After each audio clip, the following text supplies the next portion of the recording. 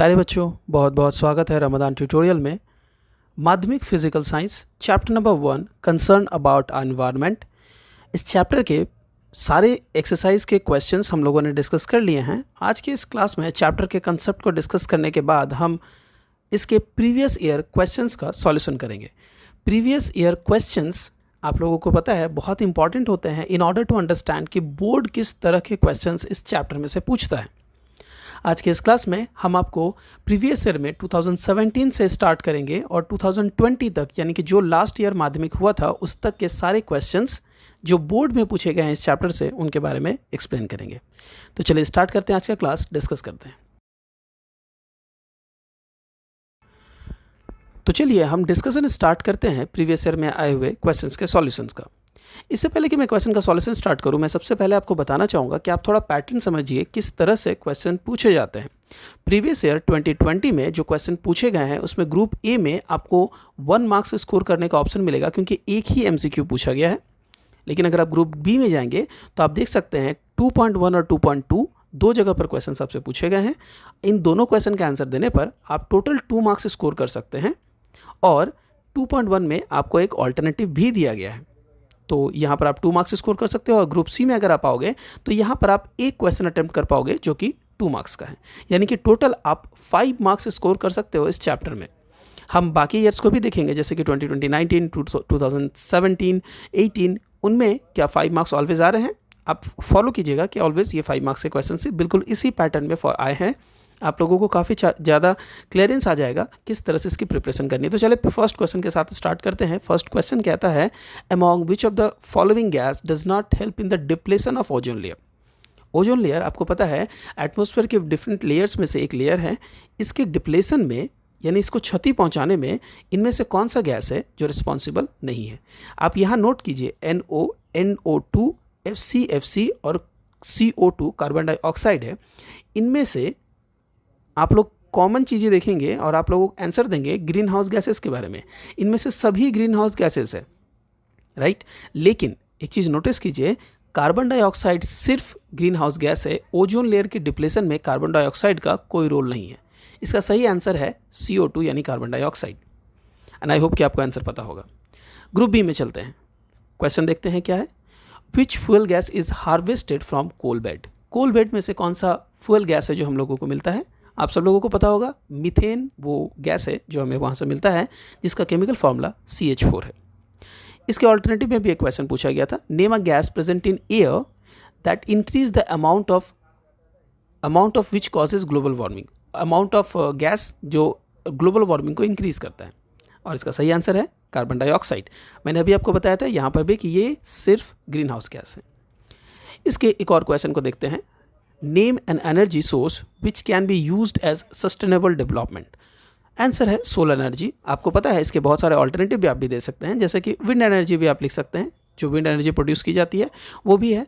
अगर आप कहते हैं कि जो वेस्ट एनर्जी हम लोग क्रिएट करते हैं, प्रोडक्शन करते हैं, उसे भी आप लोग इसमें सस्टेनेबल डेवलपमेंट के लिए कह सकते हैं। अब हम इसके 2 मार्क्स के एक क्वेश्चन को देखते हैं। 2 मार्क्स का एक ही क्वेश्चन यहाँ से पूछा गया है। क्वेश्चन कुछ इस तरह से है, write with reason in which layer among the layers of the atmosphere the pressure is highest. तो आपको यहाँ रीज़न भी बताना है कि एटमोसफेयर के लेयर्स में किस लेयर में सबसे हाईएस्ट प्रेशर है, ठीक है। तो ये आपको इस क्वेश्चन का आंसर देना है। फिलहाल इस क्वेश्चन का आंसर मैंने यहाँ लिख नहीं रखा हुआ है। मैं आप लोगों से कहूँगा कि आप सारे बच्चे इस क्वेश्चन का आंसर प्रिपेयर करें और जो लेयर है उस लेयर का नाम हमें कमेंट करके ड्रॉप करें। जब इसे मैं अपने वेबसाइट पे अपलोड करूंगा तो अपलोड करते वक्त मैं इसका आंसर वहां पर आपको रिटर्न में दूंगा। क्लियर है। तो जो भी बच्चा करेक्ट आंसर पहले देगा मैं उसका कमेंट पिन कर दूंगा। ये है 2019 के क्वेश्चंस। 2020 के क्वेश्चंस चलिए देखते हैं 2019 में जो प्रीवियस ईयर में क्वेश्चंस आए हुए हैं वो क्या है। तो सब जैसा कि मैंने अभी आपको बताया था पैटर्न, 1 मार्क्स का आपको एक क्वेश्चन मिलेगा ग्रुप ए में। देखिए यहाँ पर भी एक MCQ आया हुआ है, ठीक है। ग्रुप बी में मैंने बताया था कि 2 मार्क्स आएंगे। चलिए देखते हैं 2.1, उसके साथ एक और दिया हुआ है 2.2, कोई और नहीं है। ग्रुप सी में मैंने बताया था कि 2 मार्क्स के क्वेश्चन आएंगे। देखिए यहाँ पर 2 मार्क्स के क्वेश्चन दिए गए हैं। क्लियर है। तो 5 मार्क्स स्कोर हो रहा है। मैंने बताया ना कि एवरी ईयर ये 5 मार्क्स ही होगा। इससे आपको बहुत ज़्यादा क्लैरिटी मिल जाती है। ओके, मुझे इस चैप्टर से 5 मार्क्स मिलने वाला है, तो मुझे 5 मार्क्स के लिए इस पूरे चैप्टर को प्रिपेयर करना है। चलिए क्वेश्चन के आंसर्स को देखते हैं। Which among the following gas is absorbed long wavelength infrared radiation emitted from the earth surface? Which among the following gas is absorbed? ठीक है, जो will absorb मतलब इनमें से जो चार गैसेज है ना, एक ऐसा गैस है जो लॉन्ग इंफ्रारेड रेडिएशन से उनको एब्जॉर्ब करता है. ठीक है, कौन सा वो गैस है? तो जो लॉन्ग इंफ्रारेड गैसेस रेडिएशंस को एब्जॉर्ब करता है उसे ही हम ग्रीन हाउस गैस कहते हैं, राइट? वही गैसेस हमारे ग्रीन हाउस गैसेस कहलाते हैं. तो हमारे पास यहाँ पर एक्चुअली ग्रीन हाउस गैस के बारे में ही पूछा जा रहा है. हमें पता है N2 O2 नहीं है और हीलियम भी, ये तीनों ही जो गैसेस हैं हमारे पास, ये तीनों गैसेस हमारे ग्रीन हाउस गैसेस नहीं है. कौन है green house gas? Methane, CH4. तो CH4 इसका सही आंसर होगा. साथ ही साथ आप इसे मीथेन भी मेंशन कर सकते हैं. CH4 लिखने पर टीचर को ये पता चलेगा कि आपने एक ऑप्शन चूज़ किया है और मीथेन लग के आपने उन्हें ये clarity they the that you know about it. Okay, तो बहुत ज़रूरी होता है इस तरह से आंसर्स को लिखना, जिससे आप आंसर में अपना जो स्कोर है वो इन्हांस कर पाएँ. नेक्स्ट क्वेश्चन देखते हैं ग्रुप बी का 2.1. Which write down the unit of calorific value of fuel. तो कैलोरीफिक वैल्यू जो ऑफ फ्यूल है उसका यूनिट क्या होता है? इसकी यूनिट कैलोरी नहीं होती है, इसकी यूनिट होती है जूल पर केजी. ठीक है, इसकी यूनिट क्या होती है? जूल पर केजी. यह आंसर लिखने में गलती हुई है, यह आंसर चेंज होगा. प्लीज़ इसे जूल पर केजी कीजिएगा. ओके, आगे बढ़ते हैं. और अगर आप लोगों को ये चीज़ नहीं याद आ रहा है तो प्लीज़ हमारा इस सीरीज़ का जो फर्स्ट वीडियो है प्लीज़ उसे देखिए. उसमें हम लोगों ने कैलोरीफिक वैल्यू के यूनिट के बारे में क्वेश्चन पूछा है. अगला क्वेश्चन है डज द टेम्परेचर इंक्रीजेज और डिक्रीजेज. मतलब टेम्परेचर के बारे में पूछ रहा है कि वो इंक्रीज करेगा या डिक्रीज करेगा with increase in altitude of the stratosphere. अगर आप स्ट्रेटोस्फेयर में ऊपर की तरफ जाते हैं, ऑल्टीट्यूड बढ़ रहा है आपका, तो टेम्परेचर इंक्रीज करेगा या डिक्रीज करेगा. जब भी आप अर्थ के लेयर से ऊपर की तरफ जाएंगे तो आपका टेम्परेचर डिक्रीज करता है, यह है फॉर्मूला. लेकिन जब आप सेकेंड लेयर यानी स्ट्रेटोस्फेयर में एंटर करते हैं तो ये फॉर्मूला उल्टा हो जाता है और वो टेम्परेचर इंक्रीज करना स्टार्ट करता है. आई होप आप लोगों को याद होगा, ट्रोपोस्फेयर के बाद स्ट्रेटोस्फेयर में जाने पर टेम्परेचर में डिक्रीज होने की जगह पर टेम्परेचर इंक्रीज करने लगता है. आगे बढ़ते हैं और इसके रीज़न भी मैंने आप लोगों को अपने उस वीडियो में बताया था. यहाँ पर इसके रीज़न का इंक्रीज़ का रीज़न क्या है, अगर आप लोगों को याद आ रहा है प्लीज़ कमेंट करके मुझे बताइए. साथ ही साथ इसका आंसर आप पोल में भी दे सकते हैं. आगे बढ़ते हैं. 2.2 में क्वेश्चन पूछा गया which radiation among coming from the sun is prevented by ozone layer from falling on the earth surface. तो वो कौन सा है? अल्ट्रावायलेट है, यूवी रे जिसे हम लोग कहते हैं, राइट? अल्ट्रावायलेट. तो याद रखिएगा अल्ट्रावायलेट रेडिएशन. बहुत लोग इसे यूवी शॉर्टकट में लिखते हैं, आप लोग उसे पूरा अल्ट्रावायलेट ही लिखिएगा. लास्ट क्वेश्चन देखते हैं 2019 का. Right what is the concept of sustainable development. तो ये जो सस्टेनेबल डेवलपमेंट है इसका कंसेप्ट मैंने लिखने के लिए बोला, use of energy source in control manner in a way जिससे कि आप अपने नेक्स्ट फ्यूचर जनरेशन के लिए भी एनर्जी सोर्सेज को सही तरीके से ऑप्टिमाइज्ड वे में यूज़ कर पाओ. याद है आप लोगों को मैंने सस्टेनेबल डेवलपमेंट के बारे में कहा था कि सस्टेनेबल डेवलपमेंट एक बहुत ही कॉमनली यूज्ड वर्ड है हमारे इस चैप्टर में, बट इसके मीनिंग सही तरीके से बच्चे नहीं समझते हैं. देखिए ये 2019 में वो क्वेश्चन ही पूछा गया है. चलिए मैं आपको 2018 के पेपर पे लेके चलना चाहूँगा. आप देख सकते हैं ग्रुप ए यहाँ पर भी है. तो ग्रुप ए में आपके पास एक MCQ पूछा गया, यानी ग्रुप ए में 1 मार्क्स, ग्रुप बी में 2, ग्रुप बी में 2 मार्क्स का एक क्वेश्चन दिख रहा है. सेम पैटर्न बिल्कुल फॉलो हो रहा है. फर्स्ट क्वेश्चन पूछता है which of the following green house gas is maximum contribution towards global warming. इतने सारे गैसेस दिए हैं लेकिन इनमें सबसे ज़्यादा कंट्रीब्यूशन करता है कार्बन डाइऑक्साइड. और आपको पता है कार्बन डाइऑक्साइड को बढ़ाने के पीछे रिस्पॉन्सिबल हम खुद लोग हैं. हमारा fuel emission carbon dioxide generate करता है, हम खुद बाय ब्रीदिंग जनरेट कर रहे हैं, साथ ही साथ हम पेड़ कट कर रहे हैं तो कार्बन डाइऑक्साइड का क्वांटिटी और बढ़ा रहे हैं. तो ग्लोबल वार्मिंग को बढ़ाने वाले मेनली रिस्पॉन्सिबल ह्यूमन बीइंग्स ही है, क्योंकि हम CO2 की क्वांटिटी को बहुत ज़्यादा बढ़ा रहे हैं. तो इसका आंसर होगा CO2. नेक्स्ट क्वेश्चन की तरफ बढ़ेंगे. Mention 1 use of biogas. तो बायोगैस का क्या यूज़ हो सकता है? बहुत सारे हैं. Biogas can be use as a cooking gas. Okay, बहुत ईजी से छोटा सा क्वेश्चन है एंड आई होप कि आप एक बार इसको ध्यान से सुनोगे तो आपको याद हो जाएगा.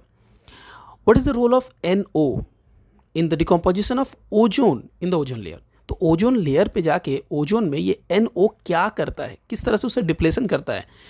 NOO3 यानी ओजोन के साथ रिएक्ट करके NO2 प्लस नेसेंट ऑक्सीजन बनाता है, यानी ये बहुत ही हाईली एक्टिव कंडीशन में होता है. और फिर ये नेसेंट ऑक्सीजन फिर NO के साथ रिएक्ट करके NO2 और फिर नेसेंट ऑक्सीजन बना रहा है, यानी कि कंटिन्यूअस नेसेंट ऑक्सीजन प्रोड्यूस हो रहा है. और ये बार बार रिएक्ट करके एटमॉस्फेयर के ओजोन को, क्योंकि NO2 आ गया है, फिर ये रिएक्ट करवाएगा और ओजोन का क्वांटिटी एटमॉस्फेयर से कम करेगा। तो इसके डिप्लेशन को पता चल रहा है ना किस तरह से ये बार बार रिएक्शन परफॉर्म कर रहा है। ये इसका सही आंसर है। इसमें एक और क्वेश्चन पूछा गया था, charcoal, petrol and ethanol are which one is a fossil fuel. तो आपको बोला गया है इन तीन में से कौन सा फॉसिल फ्यूल है। इसका आंसर है पेट्रोल। ओके, लास्ट क्वेश्चन है मीथेन हाइड्रेट। तो मीथेन हाइड्रेट के बारे में आपको पता है, ये कोल बेड मीथेन्स को हम लोग कहते हैं मीथेन हाइड्रेट्स। इसे फायर आइस भी कहते हैं। क्यों कहते हैं, ये भी एक क्वेश्चन में आता है। हम लोगों ने प्रीवियस ईयर के क्वेश्चंस के डिस्कशन में सारे ईयर्स कंप्लीट कर लिए हैं। अब हमारा 2017 ही डिस्कस करने वाले हैं, जो ये लास्ट ईयर है। आप लोगों के मन में एक सवाल आ सकता है, सर 2017 लास्ट ईयर क्यों है। मैं आप लोगों को यहाँ बताता हुआ चलूँ, 2017 से पहले यानी 2016 तक जो बोर्ड का पैटर्न था वो ओल्ड पैटर्न था, और 2016 के बाद बोर्ड ने अपने पैटर्न और सिलेबस में चेंजेस किए हैं। एक्चुअली पैटर्न नहीं, सिलेबस चेंज हुआ है, और नए सिलेबस में पहला जो एग्ज़ाम हुआ था वो 2017 ईयर में हुआ था। इसीलिए आपको 2017 वाला पैटर्न फॉलो करना चाहिए। ओके, चलिए आप इसमें देख सकते हैं, इसमें भी बिल्कुल सेम पैटर्न फॉलो हुआ है। 1 मार्क्स का एक MCQ, 2 मार्क्स में, और 2 मार्क्स का एक क्वेश्चन। चलिए क्वेश्चंस को देखते हैं। Which one of the following is not a green house gas. इनमें से ग्रीन हाउस गैस कौन सा नहीं है। आपको दिख रहा है मीथेन है, वाटर वेपर है, कार्बन डाइऑक्साइड है और ऑक्सीजन है। आंसर है ऑक्सीजन। अगला क्वेश्चन है, ट्रोपोस्फीयर में टेम्परेचर का क्या होता है जब ऑल्टीट्यूड बढ़ता है तो डिक्रीज करता है, क्योंकि स्ट्रेटोस्फीयर में इंक्रीज करता है। मैंने बताया था अभी आपको। ग्लोबल वार्मिंग का एक harmful effect, melting of ice from glaciers. बताया है आपको कि जब ग्लोबल वार्मिंग बढ़ेगी तो क्या होगा, जो हमारे पोल है वहाँ पर जो ग्लेशियर्स है, ग्लेशियर्स में से आइस मेल्ट होना स्टार्ट करेंगे।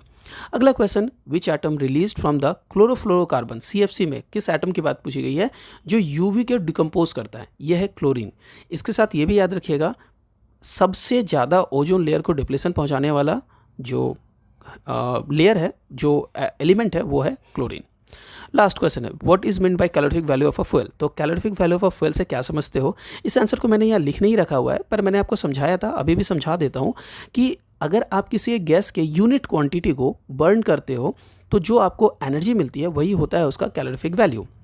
Between coal and diesel which one is a greater calorific value.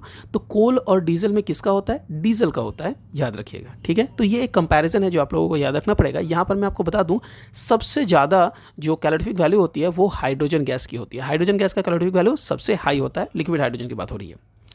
So that's it in our today's class. हम लोगों ने आज के इस क्लास में माध्यमिक के प्रीवियस ईयर के सारे क्वेश्चन जो concern about our environment chapter से बिलोंग करते हैं उन्हें कवर कर लिया। एंड आई होप कि आपको पूरा चैप्टर समझ में भी आ गया होगा और अच्छा भी लगा होगा। हम अगले क्लास में अपने फिजिकल साइंस में चैप्टर नंबर 2 का डिस्कशन स्टार्ट कर रहे हैं। अगर आप जानना और समझना चाहते हैं तो हमारे चैनल के साथ जुड़ सकते हैं। आज के इस वीडियो में इतनी दूर रहेगा, मिलते हैं अगले वीडियो में। Till then do take care.